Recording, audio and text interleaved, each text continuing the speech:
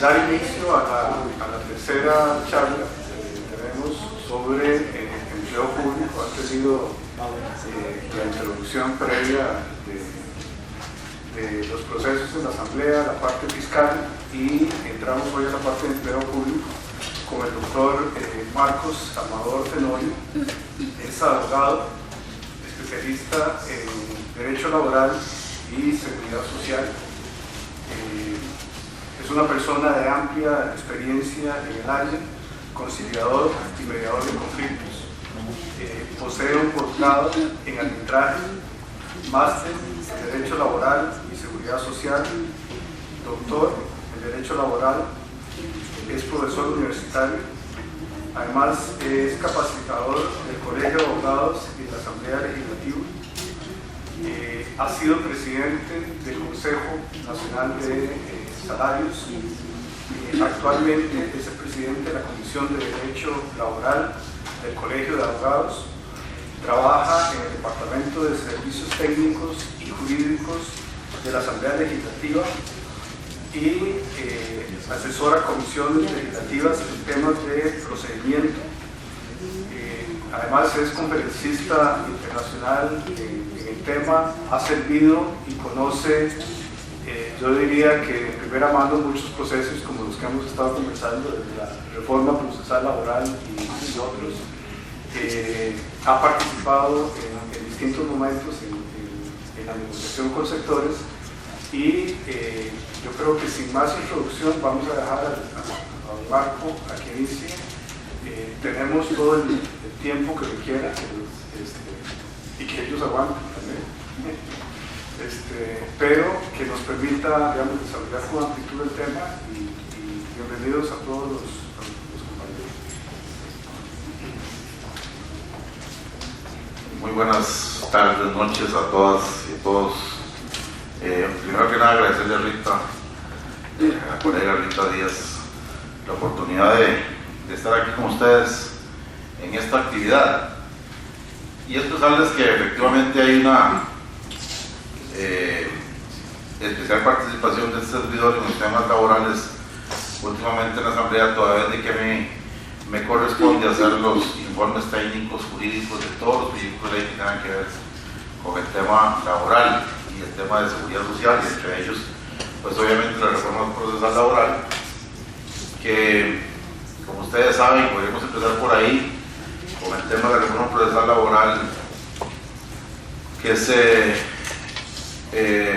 discutió en la Asamblea bajo el expediente 15.990 y que luego, como todos sabemos, el 12 de octubre del año 2012, la señora presidenta, en ese momento, doña Laura Chinchilla Miranda, vetó 5 artículos que tienen que ver con la permitir la huelga en los servicios esenciales. La huelga en los servicios esenciales, llamados estos por la OIT, aquellos que tienen que ver con los que pongan en riesgo la salud, la vida y la seguridad de las personas. Mismos que toda la vida han sido, no han sido permitidos en Costa Rica, ¿verdad? Sin embargo, todavía se han hecho las huelgas, ¿verdad? Por ejemplo, podemos hablar de que no es permitido hacer la huelga en Japdeva, no es permitido hacer huelga en Recope, no es permitido hacer huelga en Contra Cantrillados, no es permitido hacer huelga en hospitales, no es permitido hacer huelga en ninguna instituciones que tengan que ver con la vida y la seguridad de las personas, y se ha hecho. Y por esa razón, en el momento determinado, se presentó la propuesta que más bien, en lugar de que fuera prohibida, se podían regular y podían hacer una regulación especial de ese tipo de huelgas, haciendo que una vez, un mes antes de que la huelga se fuera a hacer, se fuera anunciado a la contraparte, o sea, a los patronos, y además poner planes remediales, de tal suerte que supónganse ustedes que son 200 personas, médicos que van a una huelga, tienen que decir cuáles son los 50 que se quedan atendiendo las verdaderas emergencias. Y además de eso, la huelga no podía durar más de 30 días. Es una permisividad que comprende que la misma Organización Internacional del Trabajo ha dicho que se podía hacer en los países que puedan regularlo de esa forma. Sin embargo, la señora presidenta y su equipo de trabajo consideraron que no era posible hacer eso y entonces presentaron un veto por dos razones, uno por razón de inconstitucionalidad y otro por razón de oportunidad. 3 meses después de eso, la señora presidenta saca el veto por razón de constitucionalidad y deja vigente el veto por razones de oportunidad. Luego termina su presidencia, entra el señor presidente actual, don Luis Guillermo Solís, y en diciembre del año pasado levanta el veto. Eso hace que se recurra ante la Sala Constitucional, y la Sala Constitucional, después de un largo análisis que hace, es muy largo el análisis, vota 4-3 de que lo que Luis Guillermo hizo estaba bien hecho, o sea, que se podía levantar el veto por razones de oportunidad, más lo que hizo doña Laura Chinchilla no estaba bien hecho. Si metió el veto por razones de constitucionalidad, el veto tenía que seguir el proceso que dice el artículo 128 de la Constitución Política, en cuyo caso es de que siga el proceso y que es la Asamblea Legislativa que le corresponde mandarlo a la Sala Constitucional para que ésta diga si es o no inconstitucional. De todas formas, que se refirió no al fondo del proyecto como tal, perdón, de la ley, era la ley 9076, sino que se refirió a la forma y dijo, como esto estaba viciado de nulidad, entonces se devolvían todos los actos al momento procesal en que se hizo el veto. Esto quiere decir que se devuelve ya como proyecto, desaparece la ley 96, se devuelve como proyecto, con 2 votaciones que tuvo. En la primera votación obtuvo 41 votos de 44 diputados presentes, en la segunda votación 40 votos de 42 diputados presentes, lo que lo convierte en un decreto legislativo. Y entonces eso pasa ahorita a revisión de la Comisión de Jurídicos, y ese es el momento procesal en que está. En este momento, ese procedimiento tiene 3 formas de salida. Una es que se reselle el veto, o sea, que no le den, ¿cómo se llama? Que por 38 votos le digan a la presidenta que no van a tomar el veto que ella hizo, en cuyo caso pasaría tal y como estaba en principio la legislación, lo cual no va a ocurrir porque no está el clima político necesario para juntar 38 votos por ese efecto. Lo otro es dejar que efectivamente pase el tiempo y en ese interprocesal sea la Asamblea quien mande a la Sala Constitucional a decir que si esos 5 artículos son o no constitucionales, en cuyo caso, si la Sala dice que son inconstitucionales, se quitan los 5 artículos y queda el resto del proyecto como ley. Si dice que no son inconstitucionales, pues pasaría ley tal y cual está. Y el tercer estadio en que estamos es que efectivamente se le dé trámites necesarios suficiente, se vote el proyecto tal como está, que más parece que esa es la solución, y finalmente se haga una legislación que vaya aparejada con esta, que le caiga encima, decimos en el argot legislativo, que le caiga encima esa ley y modifique algunos artículos de esa ley que ya está aprobada. De tal suerte que inicio diciendo eso, que esa legislación va a ser legislación. Tiene un plazo cuatrienal que vence en el 2017, con modificaciones, muy probablemente que tiene modificaciones. Hay una negociación política en este momento de diferentes actores, pero van a haber modificaciones, pero la ley va a pasar. De tal suerte que el proyecto de ley como tal va efectivamente a modificar el Código de Trabajo. Recordemos que el Código de Trabajo data de 1943.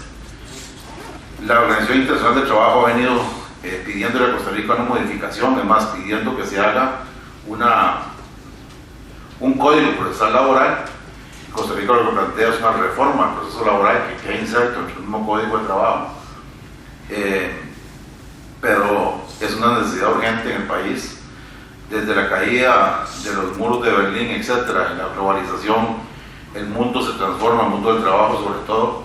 Hay nuevos sistemas de trabajo que no contemplaba el código vigente, ¿verdad? La legislación que se hace en el 43 no conocía de la tercerización laboral, no conocía los contratos outsourcing, no conocía de los contratos de teletrabajo, no conocía de los trabajadores independientes ocasionales, etc. Hay una serie de figuras que nuestra legislación tiene que modernizar desde el punto de vista de procedimiento.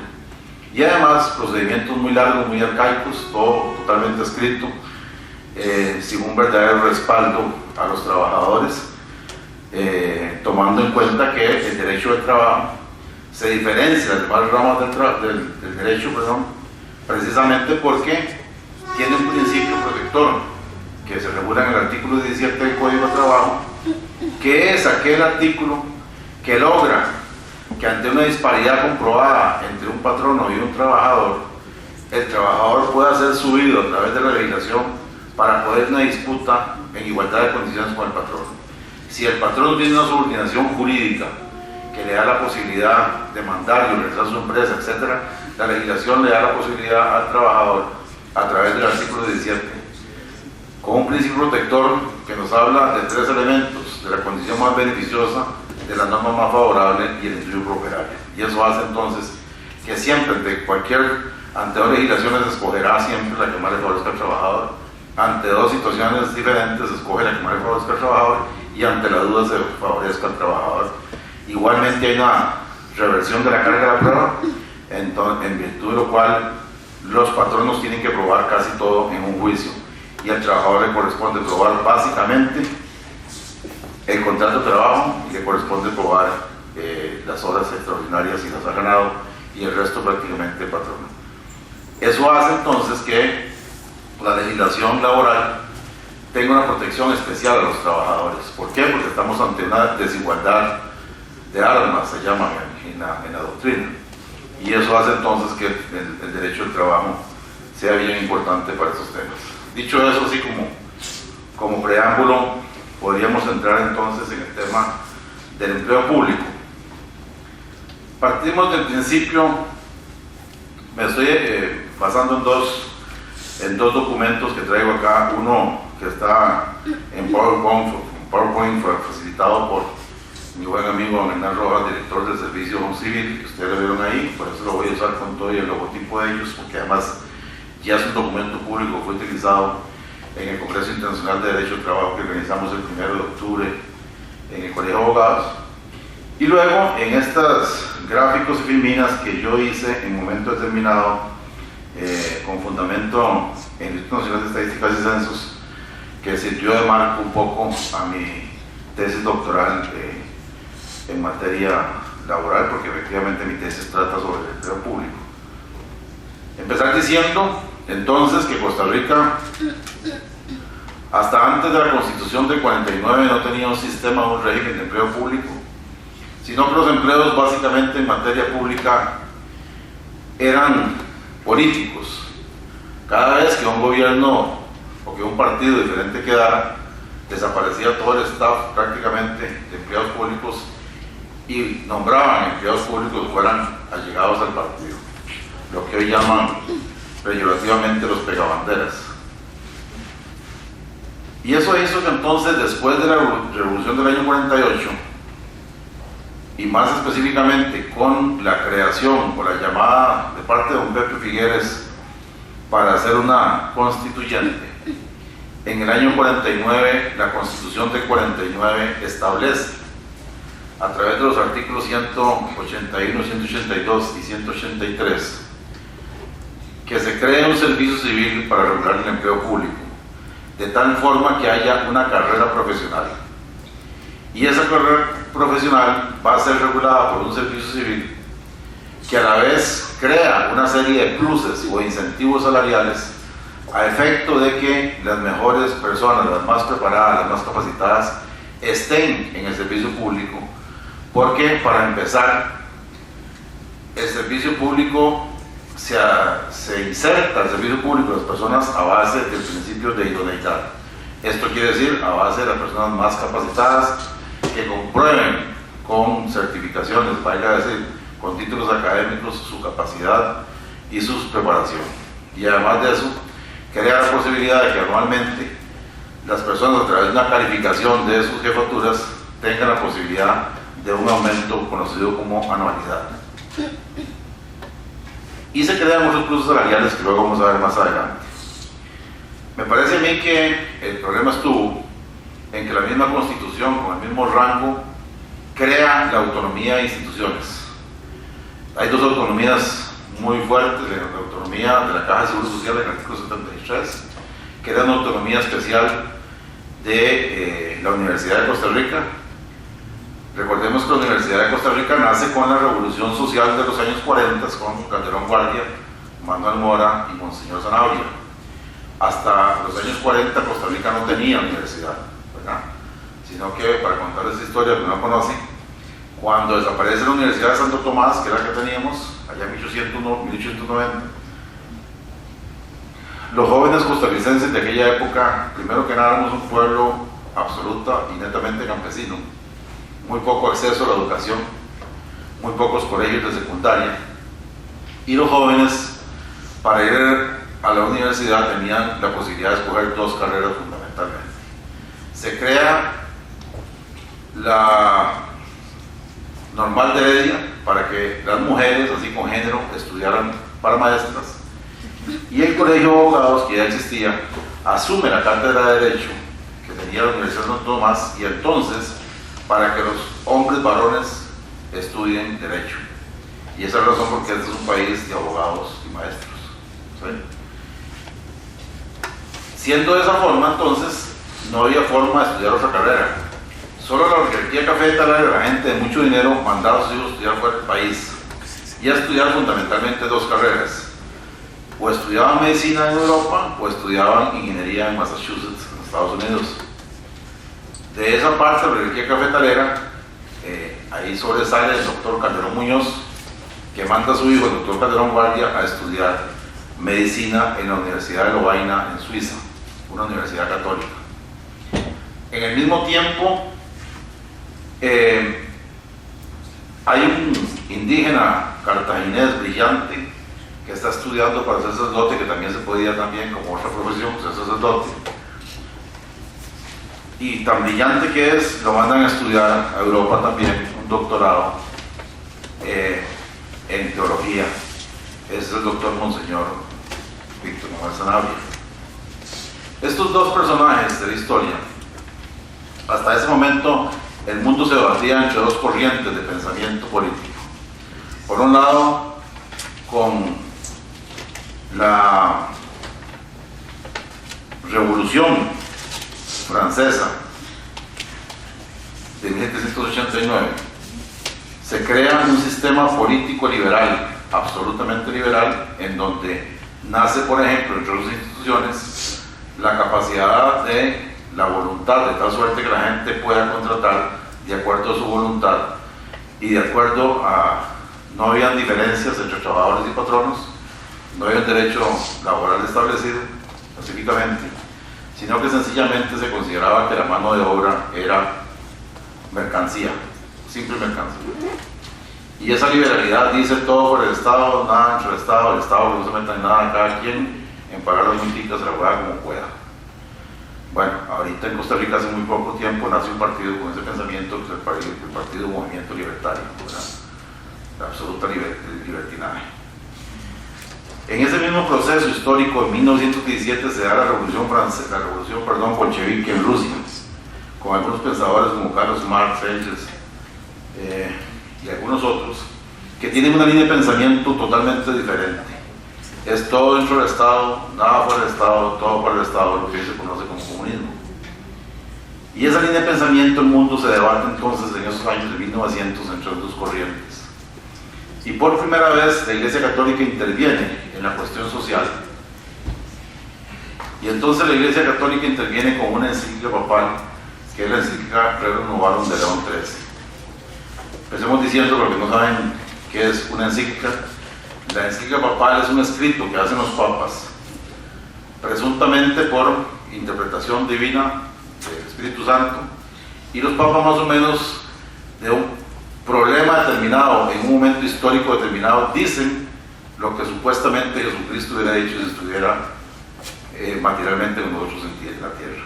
Esas son las encíclicas papales, por eso a la Iglesia se le llama Mater et Magistras, madre y maestra.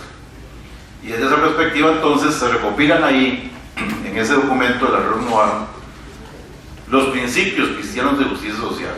Y esto es muy importante, toda esta introducción para que vamos a hablar de derecho público, para ver de dónde nace realmente el derecho público. Los principios cristianos de justicia social, que son el principio de solidaridad, el principio de caridad,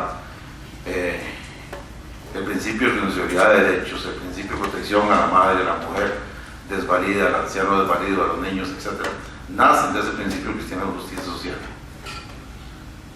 Siendo de esa forma, luego se escriben 4 encíclicas consecutivas, 40 años después se escribe por 40º año, luego se escribe un Mater de Magistra de Juan XXIII, y finalmente el Papa Juan Pablo II escribe Labor in Excelsis, que recoge esa línea de pensamiento de la Iglesia a lo largo de la historia. Y digo esto porque los principios cristianos sociales, si bien es cierto, los compila la Iglesia Católica en documentos, son principios que rigen para todo el mundo, independientemente de si son católicos o no. Digo esto porque entonces en ese momento histórico estudiaban 2 costarricenses en Europa, el padre Monseñor Zanabria, con esa línea de pensamiento estudiando en la Universidad Pontificia Gregoriana en Roma, y el doctor Calderón Guardia estudiando en una universidad católica en Bélgica. Y entonces, cuando ellos regresan a Costa Rica, uno es nombrado obispo de San José y el otro es nombrado presidente de la República. Y los dos coinciden en que hay que hacer una revolución social, porque el país era un país totalmente liberal, ¿verdad? Que venía de los tiempos de Ricardo Jiménez y otros, y que entonces el país necesitaba una revolución social porque Costa Rica no tenía código de trabajo, no tenía seguridad social, era un país liberal, un país demócrata, ¿verdad? Nada más demócrata de derecho, como puede ser los Estados Unidos. Y ellos inventan la posibilidad de que sea un país social de derecho. Eso quiere decir que se aplica el principio de solidaridad y el que más tiene ayuda para el que menos tiene también tenga posibilidades. A esto se le opone obviamente la clase oligárquica cafetalera en ese momento, se le oponen las empresas, y entonces se toman del brazo de un muchacho que recién había terminado su licenciatura en Derecho en el Colegio de Abogados, llamado Manuel Mora, que comulgaba también con un principio comunista y que había hecho ya unos grandes movimientos desde el nacimiento del Partido Comunista y el nacimiento de las primeras huelgas fuertes en el país, ya por allá de 1929.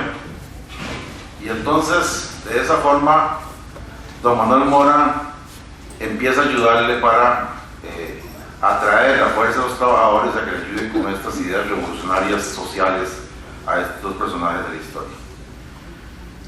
De esa triada de personajes, entonces, se hace una revolución social, la primera en la historia de la humanidad, que no hay armas, de que no hay sangre, ¿verdad? Todas las revoluciones sociales en la historia han sido armadas, ¿verdad?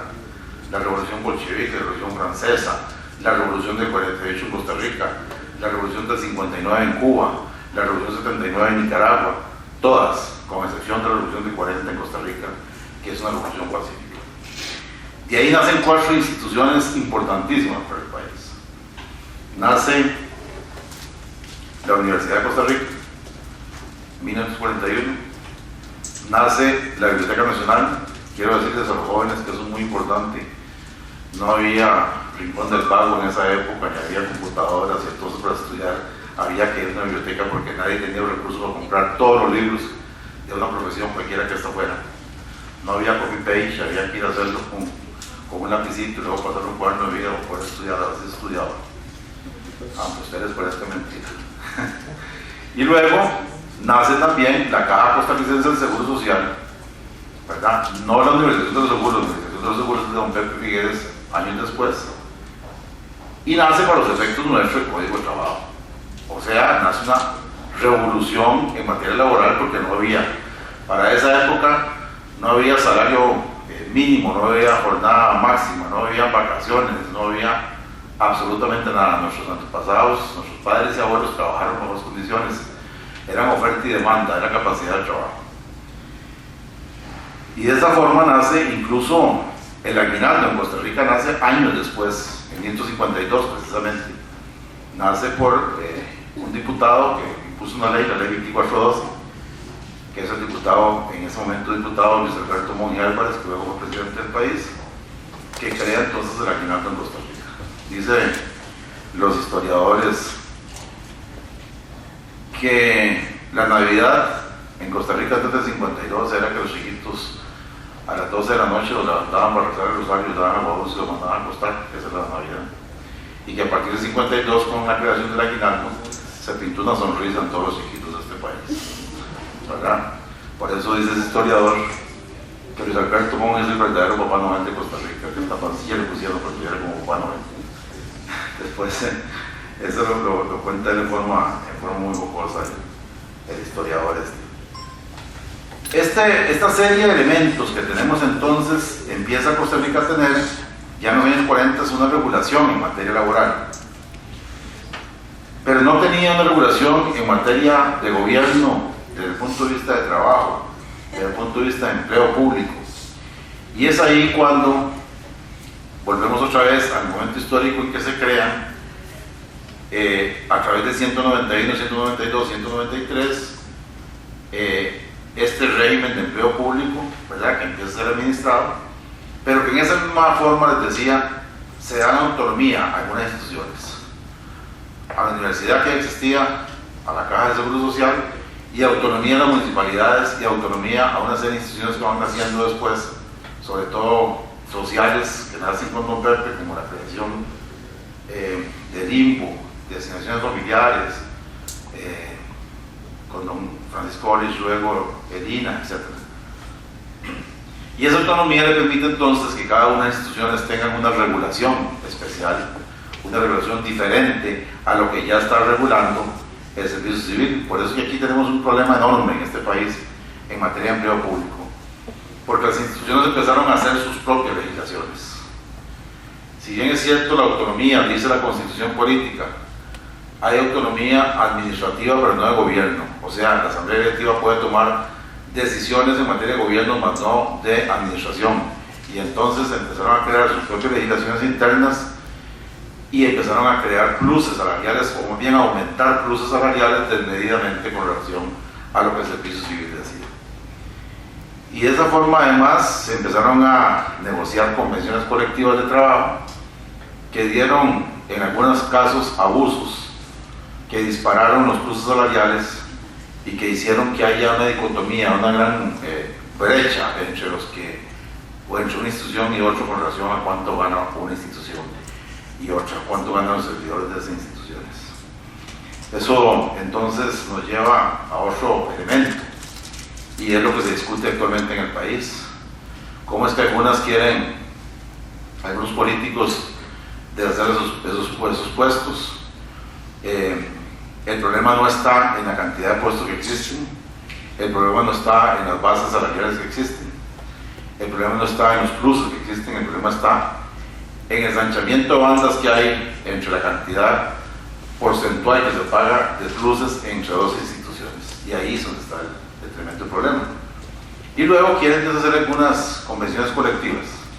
Recordemos que en materia laboral, la convención colectiva, al igual que el arreglo directo, tiene fuerza, sobre todo la convención colectiva, fuerza de ley, de acuerdo a la Constitución Política, y esa fuerza de ley le da la posibilidad entonces de que sea de cumplimiento obligatorio para los trabajadores y los patronos de esas funciones colectivas.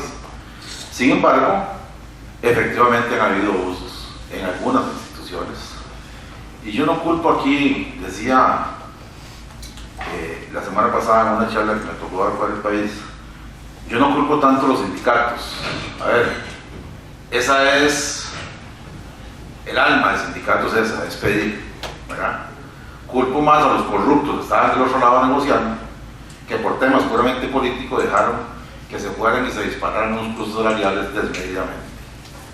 Venía escuchando ahorita nomás en el carro, en el radio, a un diputado hablando de que este año el país va a tener que pagarle 40 millones de colones a los trabajadores del Recope para que hagan la fiesta de Navidad. Bueno, eso no se vale.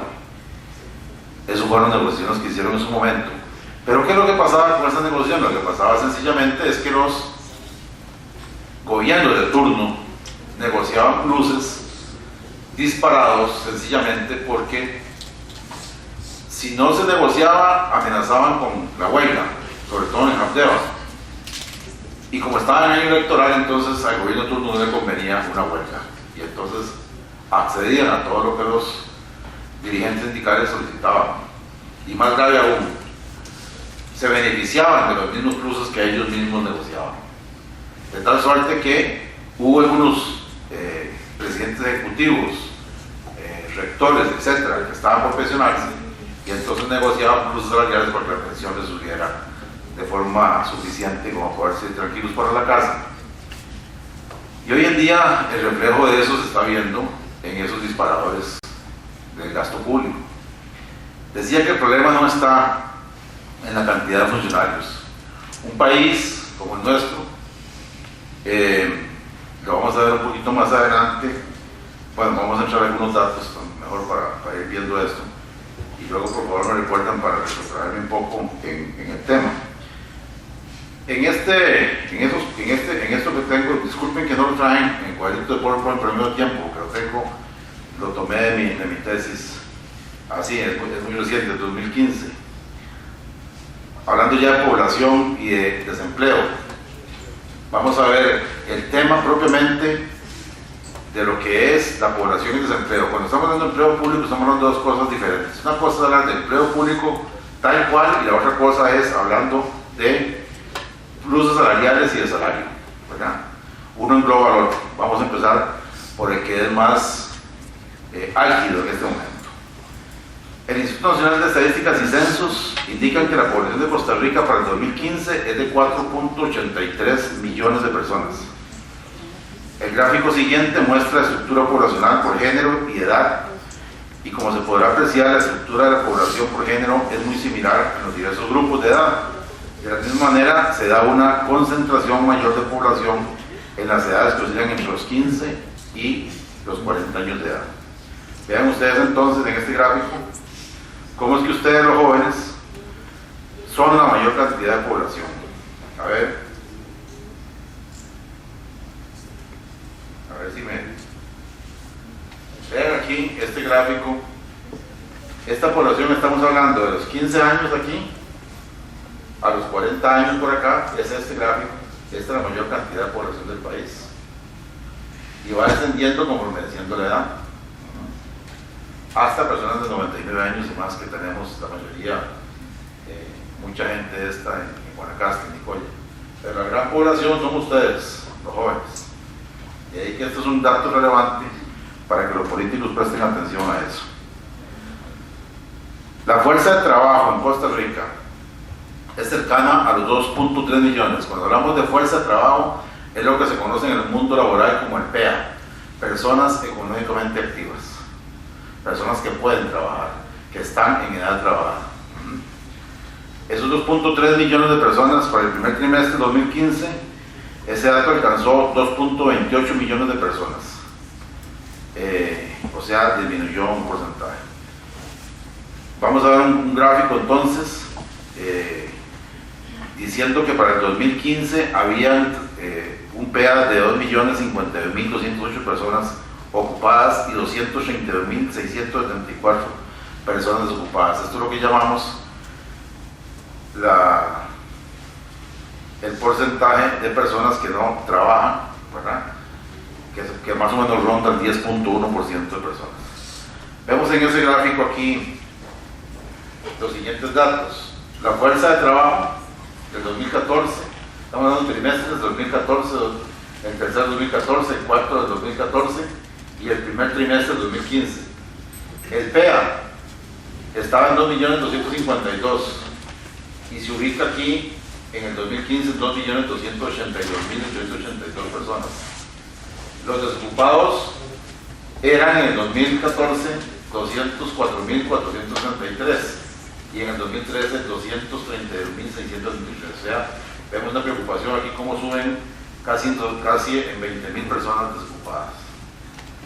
Y los ocupados, 2.048.000 personas en el 2014, 2.051.000 personas en el 2015, de tal suerte que subimos, 2.051.000, subimos 3.000 personas ocupadas, pero disminuimos 20.000 personas desocupadas. Como se puede apreciar, el nivel de desempleo ha sido relativamente elevado en los últimos años. Para el periodo comprendido en el tercer trimestre del 2010 al primer trimestre del 2015, la tasa de desempleo promedio es de 9.78, ¿verdad? Ese es el porcentaje de personas desocupadas del PEA. Siempre cuando se saca la gente desocupada, se saca siempre el PEA. En dicho periodo, la mayor tasa de desempleo en el tercer trimestre del 2011, que fue de 10.93, y esto es lógico porque hubo una recesión importante mundial en el 2009, y la menor en el cuarto trimestre del 2013, ¿verdad? Que fue de 8.31. A partir de entonces, o sea, a partir del 2013, quiere decir que a partir del primero del 2014, la tendencia ha sido incrementándose con la tasa de desempleo que se ubicó en 10.15. Ese es el gráfico que tienen ustedes ahí, de desempleo, perdón.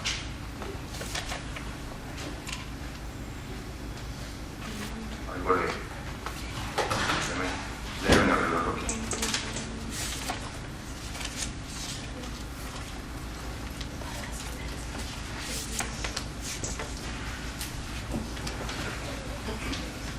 Este gráfico entonces vea la línea de desempleo que se ubica en un 10% de la línea recta, ¿verdad? Y cómo es que ha venido bajando, subiendo, bajando, pero más o menos siempre nos mantenemos aquí en esta ruta de desempleo a nivel nacional. Este es el empleo a nivel general. Y con relación al empleo público, un elemento a considerar es la función que debe asumir el Estado respecto a la sociedad, de forma que su organización se deriva de las acciones que debe desarrollar para solventar las necesidades o requerimientos que la misma sociedad le demanda, sean estos en áreas como la salud, seguridad social, seguridad ciudadana, educación, entre muchas otras funciones que se le delegan al Estado. De esta forma, el tamaño del Estado, su estructura y funciones dependerá de la forma en que la sociedad ha decidido organizar para su propio gobierno. De esta forma, un Estado centralista será mucho más robusto y tendrá mucho mayor peso relativo en la estructura social. Antes de entrar en las características del empleo público, quiero hacer dos acotaciones. Cuando ustedes oyen a políticos hablando de que la tasa de empleo público hay que disminuirla, lo que hay que solicitarles es que científicamente nos digan por qué hay que disminuirla, ¿verdad? Los países se componen de dos tipos de empleos. El empleo privado, que en este caso en Costa Rica es de 1.700.000 de personas, que es la que produce dinero. ¿Por qué? Porque la que producen, valga la redundancia, productos son los que se exportan, y entonces tenemos la posibilidad de recibir dinero por, además, impuestos, que son con los que se maneja el resto del Estado. Y hay servicios públicos que el Estado está obligado a dar para que el Estado funcione. Esos son los empleados públicos. En este país, los empleados públicos somos 232.000 personas únicamente, con relación a 1.700.000 y resto de empleo privado. Esos 232.000, lo vamos a ver más adelante en gráficos, porcentualmente se divide de la siguiente forma. La tasa más alta de empleo en el sector público son sector educativo. Estos son maestros, profesores, toda la gente del reglamento educativo, desde el kindergarten hasta la universidad públicas, ¿verdad? Estamos hablando de 83.000 personas. Luego de eso, en importancia sigue el sector salud. Estos son EVAIS, hospitales, enfermeras, médicos, paramédicos, ambulancias, todo lo que tiene que ver con el sector salud. Después de eso viene el sector seguridad. Ahí están policías, toda la policía, el OIJ, la policía pública, la policía carcelaria, etc. Y luego de eso viene el sector legal, o sea, todo lo que es los tribunales de justicia, los jueces, etcétera, etcétera, etcétera. Esos son los 4 puntos más grandes. Los demás son muy pequeñitos, los ministerios son pequeñitos, la Asamblea Legislativa no tiene más de 1.000 trabajadores, mientras que la OCOPE tiene 1.400 trabajadores, Habdeba tiene 2.000 y restos trabajadores, Un poder de la República como asamblea tiene 1000 trabajadores, son muy pequeños. Entonces, los países, se ha probado en el mundo que cuando un país infla su tasa de empleo más allá de lo normal, en este caso estamos hablando de un 12% más o menos del TEA, debe ser del empleo público. Costa Rica anda en un 12.2. Cuando se infla más allá de eso, los países se empobrecen. Caso típico, Venezuela. Cuando los países deciden desinflar esa tasa de empleo público de servicios, los países se empobrecen. Específicamente Honduras, Nicaragua, Haití. Ahí están los casos típicos. Los países que quieren sostenerse en esa línea de empleo tienen que ser países que tengan que regular un porcentaje de empleados públicos con relación a eso. Entonces, les decía, cuando algunos políticos dicen, bueno, hay que desinflar, bueno, entonces, para que sea efectivamente significativo, díganme dónde empezamos. Empezamos con la que mayor gente tiene. ¿Cuántos maestros quiere que quite? ¿Cuántas escuelas quiere que cerremos? ¿Cuántas universidades quiere que quitemos? Ok, eso es casi imposible. Si quitamos eso, entonces vámonos a la parte de salud. ¿Cuántos hospitales quiere que cierre? ¿Cuántos CEBAYES cerramos? O desaparecemos los CEBAYES que no habían antes, ¿verdad? Y también vemos que es imposible. O quitamos entonces gente en seguridad pública, les quitamos los chalecos, las motos que se compraron hoy, y volvemos entonces a los chapulines que habían hace unos años, ¿verdad? Y entonces, cuando ustedes empiezan a hacer este tipo de preguntas, se dan cuenta que, como decía un autor costarricense, eso es imposible, ¿verdad? Es imposible porque entonces estamos disminuyendo servicios esenciales que efectivamente necesitamos todos los costarricenses. Lo que hay que hacer entonces es hacer una regulación en ese campo, pero no, el problema no está en la cantidad de empleados públicos que existen, sino más bien, al contrario, en cuanto a mayor cantidad de gente exista en el sector privado, mayor cantidad de gente se ocupa para dar el servicio a la gente que está en el sector privado, ¿verdad? Sin embargo, desde el punto de vista político, pues eso sí la cosa, mucha gente lleva agua por sus molinos y entonces dice cosas que no, realmente no son correspondientes con la realidad de un país que se considera un país en camino de desarrollo y además un país social como el nuestro. Cuando hablamos de un país que no tiene servicios de salud, como los países que son demócratas, por ejemplo, liberales como los Estados Unidos, ahí no hay ningún problema, porque entonces usted quiere tener un seguro, pague su seguro. Quiere tener 911, pague 911, ¿verdad? Y es donde algunos políticos quieren llevarnos por ese lado. Costa Rica no, Costa Rica apostó a un sistema social de derecho. Y este sistema social de derecho tiene regambre constitucional. Fíjense ustedes, cuando hablamos de principios cristianos de justicia social, que están insertos en una constitución política. Es más, el artículo 74 de la constitución política que cierra el capítulo de las garantías sociales, dice, ese capítulo tiene que ver con todo lo que es familia, los ancianos desvalidos, las mujeres, los niños y todo lo que es laboral, todo lo que es trabajo.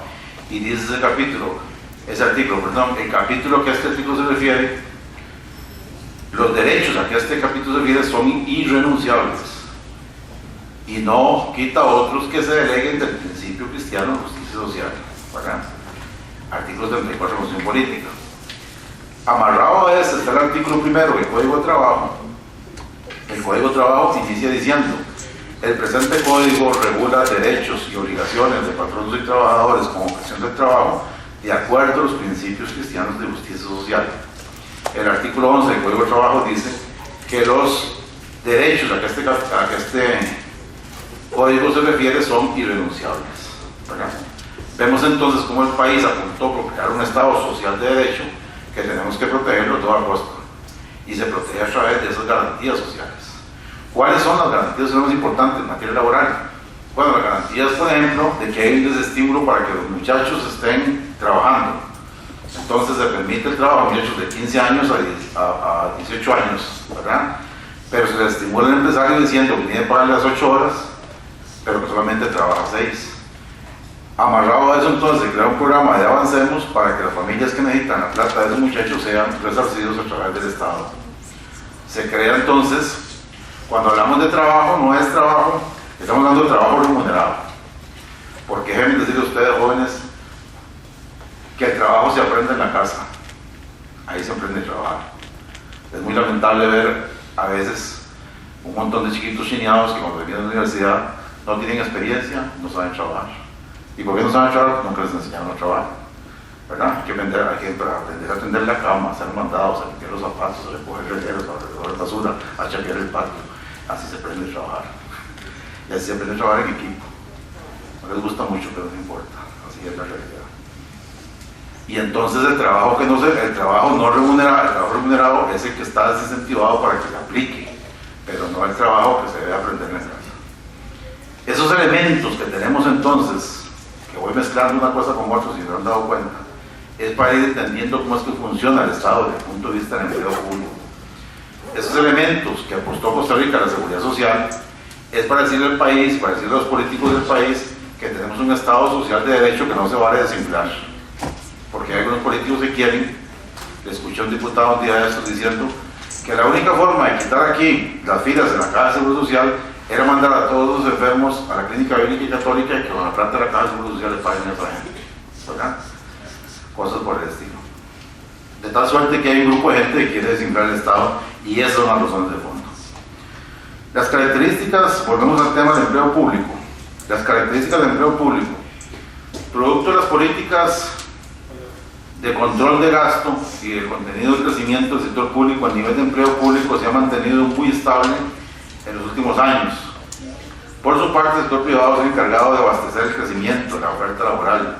Vean que no ha crecido entonces gran cosa el sector público, sí ha crecido el sector privado, aunque haya habido un montón de gente que no se incorpora al trabajo. Según datos del INEC, ¿verdad? El Instituto Nacional de Estadística de Censos, al primer trimestre de 2015 la población ocupada en Costa Rica ascendía a 2.051.000 personas. El gráfico siguiente se muestra el empleo por sector institucional.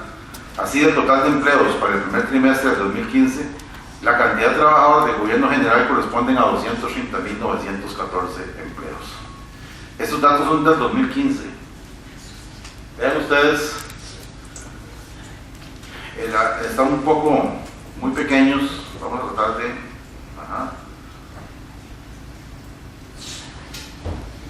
Esta es la fuerza de trabajo, población ocupada del gobierno. Para el 2014, la fuerza de trabajo de 2.252.000 personas, ¿verdad? De los cuales únicamente 233.000 son del gobierno. Y vean ustedes que para el último cuatrimestre del 2014 bajó a 230.000. O sea, hay 33.000 empleos menos en el sector público. Para que no nos llamemos engaño, que hay que seguir desinflando ese sector.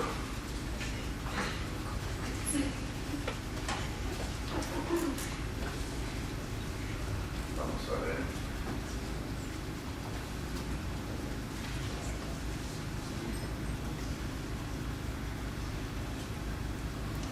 Ok, al analizar la composición laboral de los diferentes sectores, se constata que en el sector público predomina la contratación de personal profesional, científico, intelectual y técnico.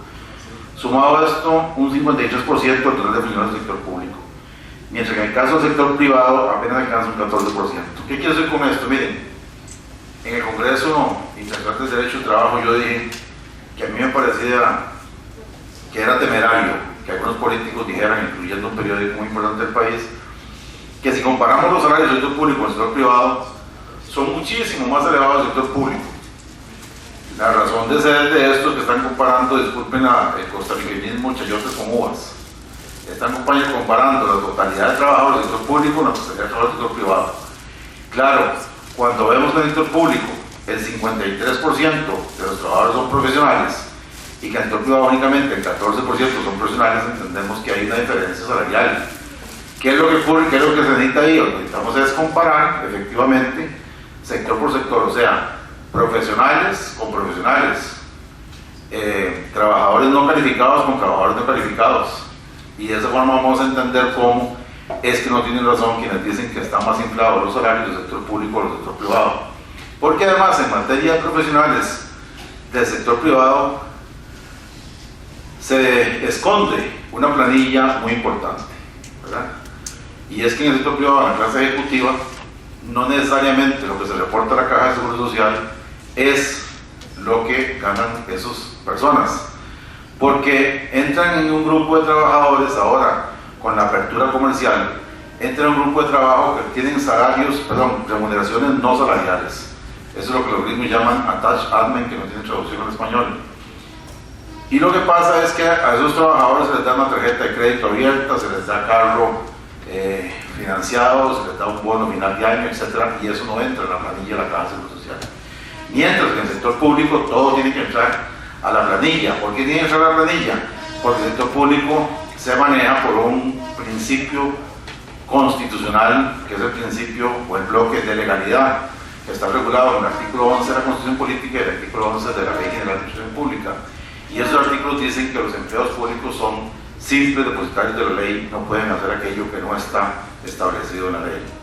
Entonces, cuando buscamos datos de la Caja de Seguro Social, de la planilla privada o la planilla pública, posiblemente nos encontramos algunas diferencias, y esas diferencias obedecen a ese fenómeno que se da en el sector privado, no así en el sector público.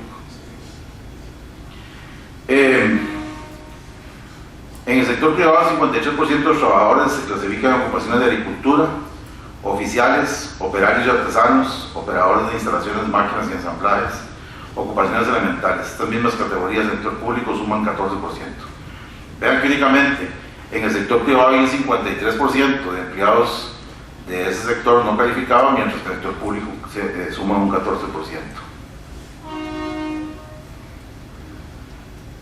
Vean que los gerentes, ahí lo pongo arriba, en el sector privado alcanzan únicamente el 2%, mientras que en el sector público es un 6%.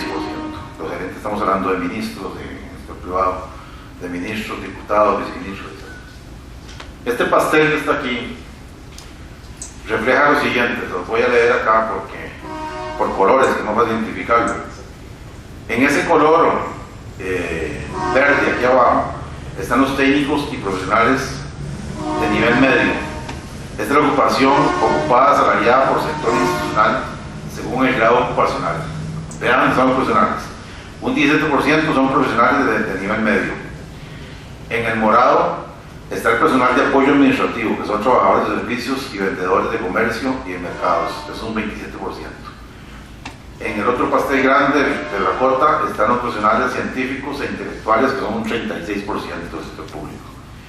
En el celeste arriba están los agricultores, oficiales, operarios, artesanos, operadores de instalaciones, máquinas, ensambladoras, ocupaciones elementales, es un 14% en el sector público. Y finalmente, en el azul están los directores y gerentes, que suman un 6%. Esa es la composición del sector público, ¿verdad? Estamos claros, más o menos el dibujo, para que vean el otro. Y aquí están los profesionales científicos, intelectuales, ese rojo suma un 3%, los directores y gerentes un 2%. Este es el sector privado. El azul es la agricultura, oficiales, operarios, artesanos, operadores de instalaciones, máquinas y ensambladoras, ocupaciones elementales, eso es un 53%.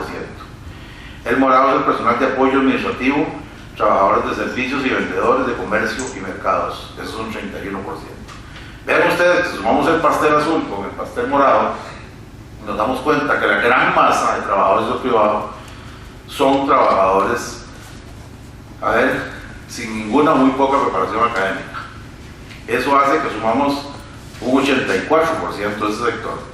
Entonces, cuando comparamos a esos trabajadores diciendo que el salario de esos es menor que el sector público, evidentemente y obviamente, porque el sector público es 53% de esas personas, o sea, la mitad de ese pastel, un poco más, son o somos profesionales. Entonces es lógico que un profesional gana menos, gana más, por eso están ustedes aquí estudiando, gana más, además para realizarse personalmente, gana más que un peón agrícola, gana más que un guarda de seguridad, gana más que una maquiladora, gana más, esa es la razón. Entonces yo digo que es perverso lo que alguna prensa ha venido sosteniendo, igual que algunos diputados, diciendo que gana mucho más el sector público que el sector privado.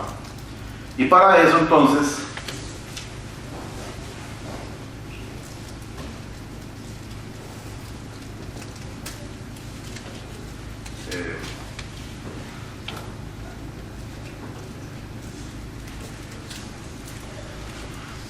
Esa diferencia tan radical en la construcción de trabajadores según los grupos ocupados entre el sector público y el sector privado hacen que los salarios promedios en cada uno de los sectores en su totalidad sea mucho mayor en el sector público. No obstante, si se comparan los salarios entre el sector público y privado por grupo ocupacional, se tiene que las diferencias salariales no son significativas. Y entonces nos dimos a la tarea de hacer este trabajo, tomando los datos de la INEC también, no son datos inventados. El salario del gobierno central, general y el resto del sector privado.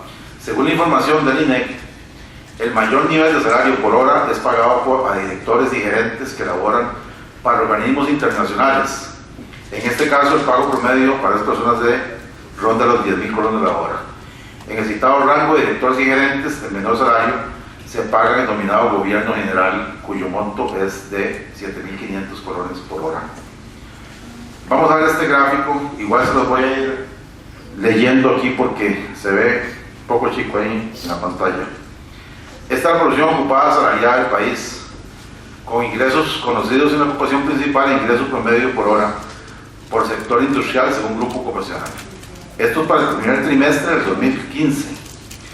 Vean ustedes, la barra roja es gobierno general, la barra verde es las instituciones descentralizadas no empresariales, ese es el Ministerio de Relaciones Exteriores, etc. La otra barra, la verde más tierno, son las empresas públicas, financieras y no financieras, o sea, los bancos y otro tipo de instituciones. La moradita es el resto del sector privado, ahí está el sector privado, para que lo comparemos bien. Y la otra son los organismos internacionales de los que más ganan, la que está aquí. Vean ustedes entonces, para no leerles números, cómo es que si uno compara esa barra morada contra el resto de las barras, solamente las instituciones descentralizadas, como esta, que estamos, o sea,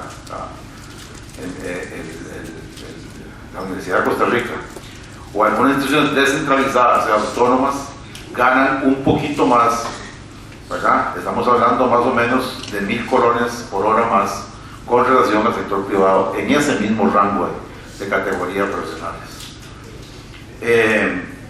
Cuando nos vamos al campo de la agricultura, que es el gráfico, la barrita que sigue, esta barrita, es el campo de la agricultura. Y ahí tenemos igual, el gobierno es el rojo, el verde de instituciones descentralizadas, ahí son los peones, los guardas, la gente que hace jardín, etc.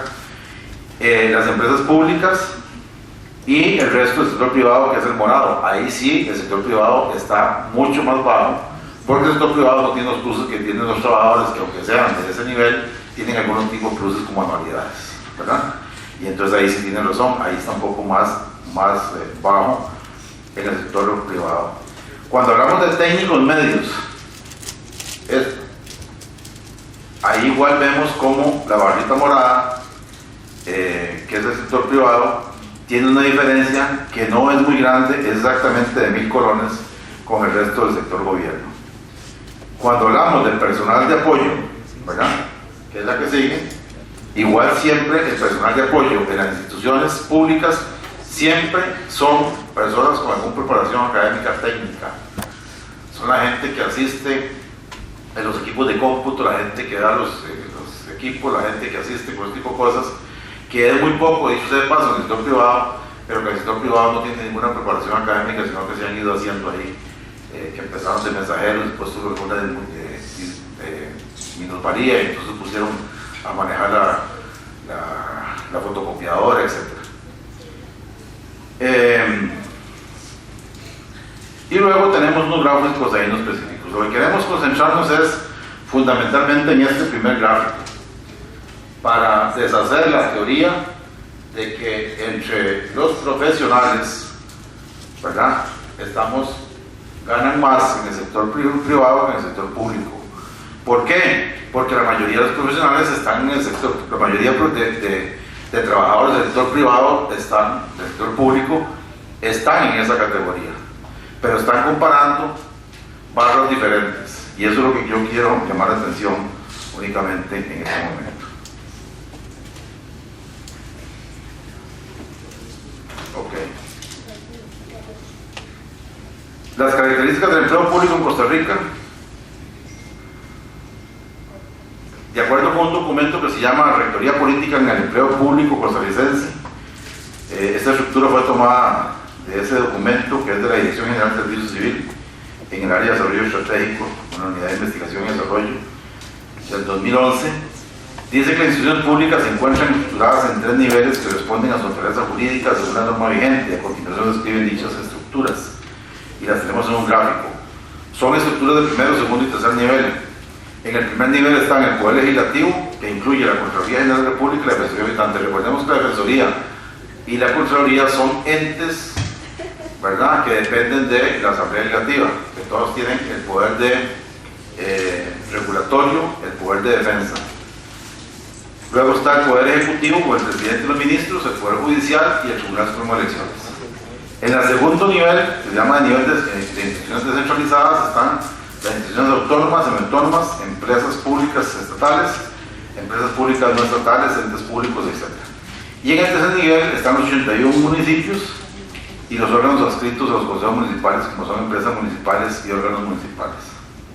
Eso es más o menos para mostrarle cómo se compone la fuerza pública en general. Cuando hablo de fuerza pública, la fuerza laboral pública, que estamos hablando entonces de esos famosos 230,000 personas. Y ahí hay un grafiquito, por si les sirve, de cómo está compuesta esa fuerza. El gobierno central y los ministerios tienen el 60% de ese empleo, las instituciones centralizadas no empresariales el 24%, y la empresa pública, financieras y no financieras el 16%.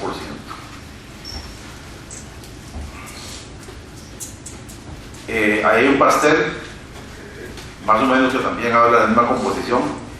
¿Cómo es que se componen? Ya les decía que los primeros son el sector salud, el sector educación, el sector salud, energía y seguridad ciudadana, y se concentran el 75% de funcionarios en esas 4 tipos de instituciones.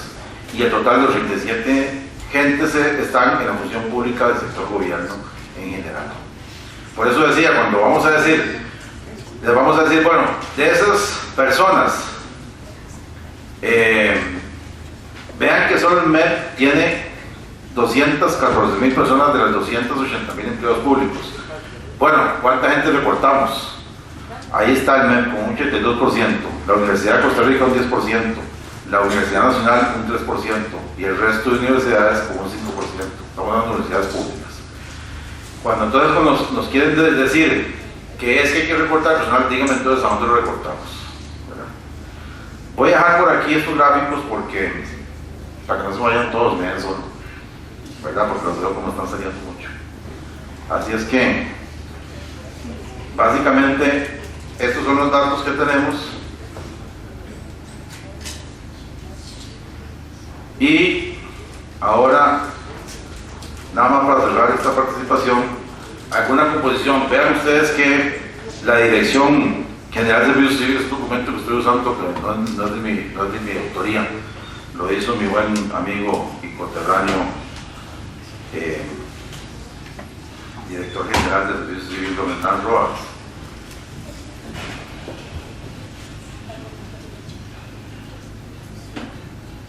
¿Y ahora qué pasó aquí? Necesito un tecnólogo que me ayude.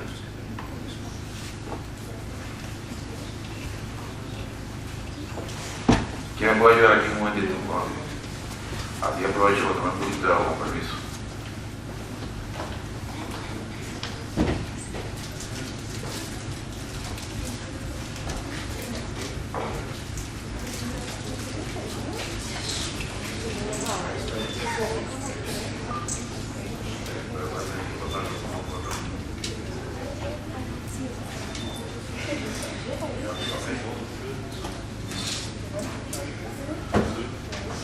Ok, nada más para cerrar esta participación.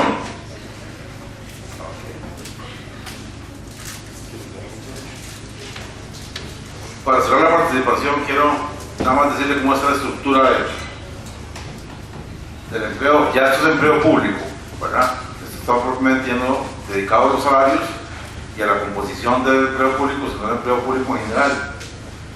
El servicio civil tiene un régimen de servicio, hay un régimen de servicio civil, como vimos, ¿verdad?, en la Constitución, y el Estatuto de Servicio Civil crea entonces la carrera docente, crea la carrera administrativa, crea un tribunal de servicio civil y crea un régimen artístico.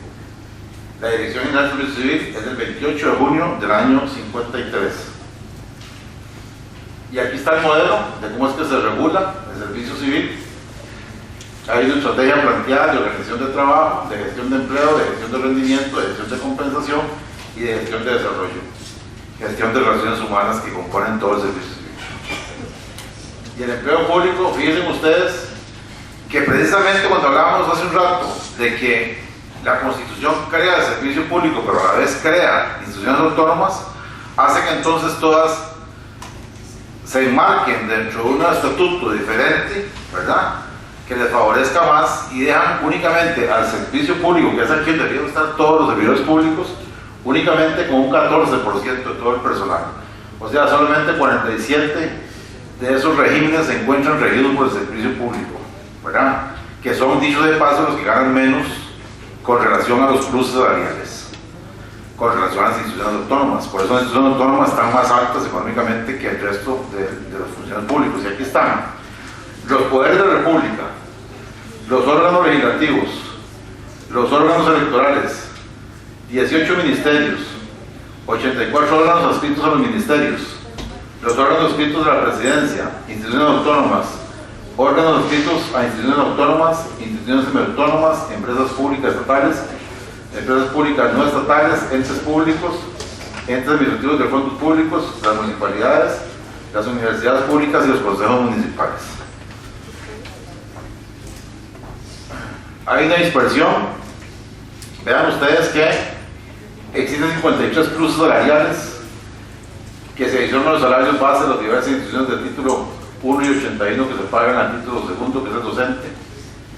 Y la mayoría de esos títulos, esto es tomado del sistema de precio de Integra, vean el montón de aumentos anuales que hay en diferentes instituciones. Hay aumentos anuales por 17.364. Ese es el promedio en materia del sector público que no está organizado en instituciones autónomas. Carrera profesional por 8.157, prohibición 4.453, dedicación exclusiva 4.386 y riesgo penitenciario 1.321. La Rectoría del Empleo Público de Costa Rica entonces está disperso por todo lado. Hay un Mideplan, Lineamiento Sectorial de Estructuras Ocupacionales, un Ministerio de Trabajo que negocia con los sindicatos, salarios y pensiones, un Ministerio de Hacienda que distribuye los puestos y la planilla, una autoridad presupuestaria que aprueba las plazas, una Presidencia de la República que hace política general en el empleo público y un órgano técnico rector del empleo público, ¿verdad? De tal suerte que ahí lo que decimos es que debería haber un solo ministerio para que planifique todo esto y no tener tanta dispersión. Y luego, ¿quiénes son los que en el empleo público de Costa Rica regulan esto? La Contraloría General de la República, la Sala Constitucional, la Procuraduría General de la República, la Defensoría de Habitantes, la Academia Centroamericana, el Programa de Estado de la Nación, etc. Un montón de gente, hay estudios miles, pero como decimos, nadie le pone la cascabel al gato, ¿verdad?, porque es un tema muy grave. Y vean ustedes entonces cómo es que nosotros planteamos que hay que haber una superintendencia, que es una autoridad reguladora de salarios en el sector público que tenga que ver con todo eso, por el Poder Ejecutivo, por el Poder Judicial, con las municipalidades, con las universidades, por todo.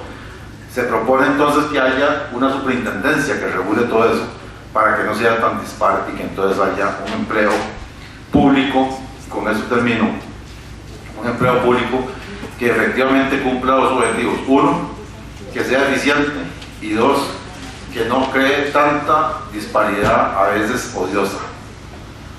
No es posible que mientras que la anualidad, por ejemplo, en ese 14% de instituciones que regula el servicio civil sea de un 1.4% anual, en otras instituciones sea del 10%.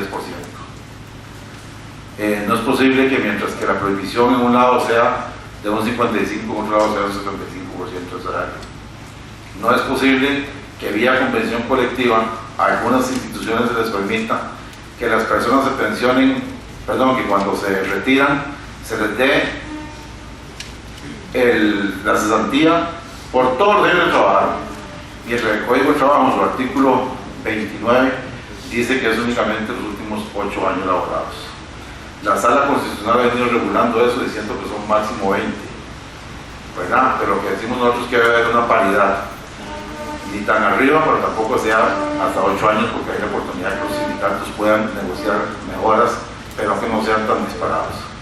No es posible que, por ejemplo, en la caja de seguro social, los médicos, las enfermeras y otros funcionarios, cuando se incapacitan, ¿verdad?, están incapacitados, se les paga el salario completo, mientras que el resto del país se les paga un subsidio del 60%. Y no solamente eso, no hace ningún rebajo. Entonces es mejor negocio estar incapacitado que estar trabajando, porque no hay ningún rebajo. Y además le cubre las vacaciones, le cubre para finanzas, le cubre para todo. Y en otro lado no. Esas dicotomías, esas disparidades que hay en ese tipo de cosas es lo que se llama liberación de empleo público. Hay una pretensión del gobierno y de algunas instituciones del Estado de hacer lo que se llama el salario único. Cuando se habla de salario único no es que todo el mundo va a ganar igual, no, es que los pluses salariales van a tener un porcentaje de un lado para otro, ¿verdad? Eso es lo que se llama empleo público, perdón, salario público. No es que todo el mundo va a ganar exactamente igual, porque no podríamos entrarnos a la baja porque no es posible jurídicamente hablando. La Constitución no lo permite. Y tampoco vamos a tirarnos totalmente de arriba porque hay un disparador de gasto que no permite que el Estado pueda pagar esos salarios y pluses. Y además de eso, cuando se habla de una liberación salarial, se habla de las personas que aún no han llegado. Las personas que ya estamos en el sector público tenemos un derecho adquirido consolidado, de tal suerte que ninguna ley puede ser retroactiva en perjuicio del trabajador. Si se hace una ley que trae un perjuicio para ese trabajador que gana un plus diferente a otro, ese será para la persona que va a llegar, no el que está en este momento. Hay una preocupación efectivamente en el Estado con esto, hay una preocupación del país y en ese sentido hay que ir buscando puntos de convergencia. Nosotros en el Colegio de Abogados hemos intervenido, hemos, valga la redundancia, abogado para que hagamos una concertación nacional y ponernos de acuerdo entre todos los sectores concurrentes de la producción a efecto de poder buscar puntos medios. El gran tema aquí es que algunos dirigentes, sobre todo sindicales muy devaluados, que apenas se les habla de esto, se tiran a la calle, y esa no es la forma de hacer las cosas. Nosotros pensamos que es conversando, que es, no importa, nos llevamos 10 años, como se hizo por ejemplo con la ley de protección al trabajador, que se llevó 10 años discutiendo. Bueno, no importa, porque hay una discusión de aquí en adelante para que no empeñemos el futuro de ustedes, porque ustedes son, en momento determinado, los jóvenes de hoy, los que no van a tener ni siquiera la posibilidad de una pensión, ni siquiera esa posibilidad. Y termino diciendo esto para dejarlos pensando un poquito. Las pensiones en el sector público o privado es un sistema revolutivo. Eso quiere decir que la gente que está pensionada hoy está viviendo de lo que nosotros, los que estamos trabajando, aportamos. Cuando nosotros nos pensionemos, si así el Señor lo permite, vamos a estar recibiendo la pensión de los hijos nuestros que están en ese momento trabajando. Cuando el IBM se inventa en los años 40, invalidez, vejez y muerte, ese es el régimen, el panorama es el siguiente: se casaba una pareja, generalmente hombre y mujer. Esa pareja procreaba un promedio, estamos hablando de 1940, un promedio de 9 hijos por pareja. Finalmente, a los 50 años pensionaba el papá, solo uno, porque solo el papá trabajaba remunerativamente, aunque la mujer trabajara más. Y entonces habían 7 hijos ya trabajando que aportaban para ese único padre, ¿verdad?, que finalmente pensionaba a los 50, pero que fallecía a los 55. O sea, el sistema lo mantenía 5 años. En los años 40 el promedio de vida era de 52 años, ¿verdad? La gente se moría a los 52 años promedio. ¿Qué pasa? Hay un cambio radical en la morfología composicional del sector de personas en Costa Rica. A partir del año 1998 se llama se rompe lo que se llama el principio de reposición. Esto es lo mismo: se casan una pareja, hombre y mujer, y procrean 1.7 hijos por pareja. Esto quiere decir que no procrean ni siquiera la reposición para reponer a los dos que van a fallecer. Esto hace que el país va haciéndose un país de viejos. Y esta razón es muy sencilla: las mujeres se insertan directamente al estudio, se insertan al trabajo, hay un cambio sociológico en el país y en el mundo, y entonces las mujeres, para no dejarse superar por los varones desde el punto de vista laboral, entonces dejan de tener hijos. Y esto hace entonces que tengamos unos 7 hijos por pareja, lo que hace entonces que finalmente esa pareja, cuando se pensiona a un promedio de 60 años, se pensionan los dos, o sea, el sistema tiene que mantener los dos, pero ya no hay esos 7 hijos que le paguen a uno, sino que hay 1.7 hijos por pagar los dos. ¿Cuánto tiempo? 20 años, ya no 5. ¿Por qué 20 años? Porque el promedio en Costa Rica es de 80 años. Y entonces ahí tenemos una desvalorización de las finanzas, que los gobiernos y el país, muy preocupados, empiezan a ver cómo se hace una revolución en ese sentido para ir, ¿verdad? Hay una cantidad de plata, una bolsa de plata que se da como un colchón, ¿verdad? Que los actuales matemáticos dicen que va a aguantar hasta 2025, pero ahí en adelante quién sabe qué va a pasar. Se están haciendo algunas cosas, están incrementando. Esa es otra cosa, cuando se habla de estos temas y se le dice a algunos sindicatos vamos a incrementar un 1% del salario para que vaya a la pensión, se va a tirar a la calle y no lo conversamos y eso es un problema. Y después se están haciendo algunas cosas como que cada quinquenio se va a aumentar en 1%. Ya, no sé si ustedes dieron cuenta, el lunes de esta semana se prohibió hacer adelantos a la pensión. Esto quiere decir que hay gente que se pensionaba antes de cumplir uno de los 2 requisitos. Siempre hay 2 requisitos para pensionarse, ¿verdad? La proposición, en el caso de la Caja de Seguro Social, los varones nos pensionamos a los 62 años, 61 años, 11 meses exactamente, 435 cuotas aportadas al régimen. Cuando no se cumplen esas 2, la persona podía pensionarse antes y tenía las 463 cuotas y se castigaba con un 15%.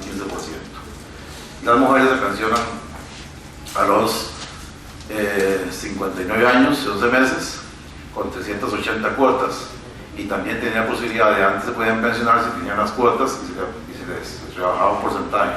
Ahora ya no es posible, se tomó esta decisión por lo que les estoy contando. Y eso trasciende también no solamente a las pensiones, y eso lo pongan atención ustedes los jóvenes, porque ustedes van a tener ese problema en el futuro. No solamente, recuerden que el Seguro Social se compone del IBM, ¿verdad?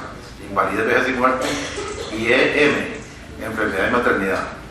Eso tiene que ver con hospitales. Esa misma cantidad de gente que aporta para eso, aporta para los hospitales.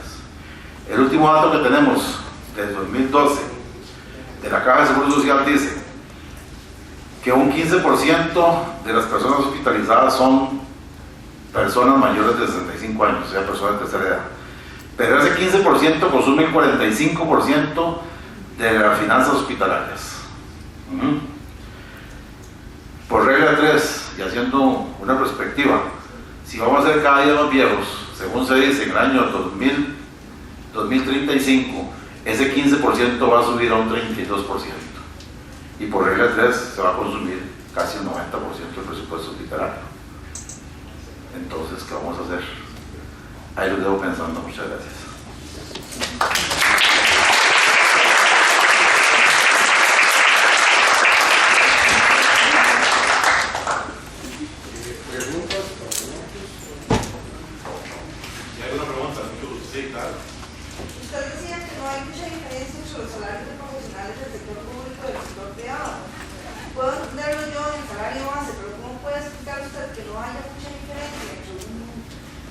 Entiendo los altos ejecutivos, pero hablando de mandos medios, llamémoslo profesor, si una anualidad en el sector público puede cubrir sonaje o los 10.000 colones, 13.000 colones, el 1% de las anualidades, entonces todos los años a un profesor del sector público le da un estatus de 15.000 colones de salario, que en el sector privado tal vez un 2% de su salario base. Si hay una diferencia en salario en el sector público y el sector privado, por los pluses salariales. Ok, la composición de salarios del sector público efectivamente tiene un salario base y tiene pluses salariales, ¿verdad? El salario es uno solo que tiene una composición diferente. En el sector privado el salario es uno solo, punto. Ahí no hay pluses salariales, no hay anualidades, no hay aumentos. Lo que sí hay son aumentos de ley, ¿verdad?, que se fijan cada 6 meses dependiendo del costo de vida. Recordemos que Costa Rica no hace aumentos de salario. Solo el último aumento de salario que hizo Costa Rica lo hizo en el gobierno de José María Figueres cuando se creó el salario escolar. Antes de eso, Antes y después de eso no hay aumento salarial, lo que han habido son ajustes al costo de vida, ¿verdad? Y ese ajuste al costo de vida tiene que ver entonces con que en el sector público, cuando estamos hablando de profesionales del sector público, hay una libre contratación, una libre negociación. Si yo soy ingeniero, yo voy al sector público y yo negocio mi salario. Mientras que en el sector público el contrato salarial es un contrato de adhesión. Es un contrato, estas son las condiciones, tómelo, punto. Mientras que en el sector privado usted puede negociar, dependiendo de su capacidad y los títulos que tenga, puede negociar su salario. Cuando hacemos una comparación flat de los salarios, esto es, el salario real que tiene un trabajador profesional del sector público con el sector privado, incluyendo el sector público, todos los cursos salariales, siempre están muy parecidos, por eso les presenté ese gráfico, pero que se puedo traer los documentos que tengo de una por una de las personas, ¿verdad? Para que vean cómo es que aunque realmente va aumentando en cierta cantidad de cruces, siempre el salario del aumento del trabajador privado siempre va a ser más alto. ¿Por qué?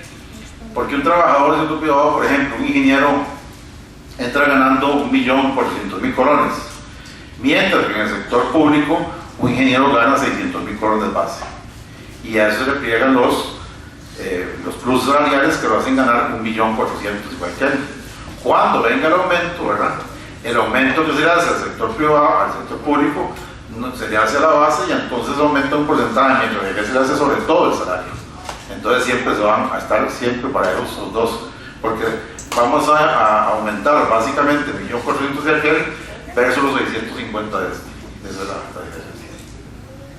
¿Alguna otra pregunta? Mucho gusto. ¿Alguna otra pregunta? Ya los veo, ahora sí. Ahora sí, para ver qué... Aquí ocurren dos fenómenos. O todos entendieron todo o nadie entendió nada. o está empezando la propuesta de empleo público. Sí, dígame, ¿cómo yo? Tengo una pregunta. Claro, lo que quiera. Hay una percepción de crisis en el empleo público en Costa Rica. No se ha analizado la posibilidad de que sea servicio civil, actualizar el servicio civil, que actualmente prácticamente solamente se utiliza para hacer las constituciones del Ministerio de Educación Pública y no para, o sea, solo para el gobierno central, pero en los últimos 8 años, que se pagaron los estudiantes, el servicio civil está solo para el jefe y está completamente desesperado. ¿Por qué no se puede ver esa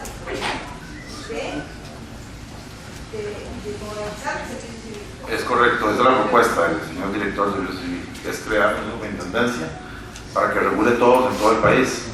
Porque el tema aquí es que únicamente el 14% de toda la fuerza laboral del sector público a la vez servicio civil.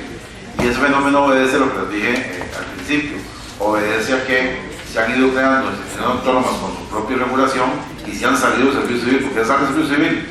Cuando hablamos al principio, valga la redundancia, el principio protector es que ante dos normas iguales se escoge la que más le favorezca al trabajador. Si yo tengo un servicio civil que me dice que la anualidad es de 1.8% y tengo una universidad de Costa Rica que me dice un reglamento interno, una negociación interna que me dice que la anualidad aquí es de un 5%, pues obviamente escoger la que más le favorezca al trabajador, que en este caso es un 5%. Y entonces lo que se pretende es que haya un ente rector que empiece a regular el porcentaje en los pluses, reitero, a futuro, no a los que están en este momento. Estamos, jefe, entonces. Muchísimas gracias a todos, muy amable.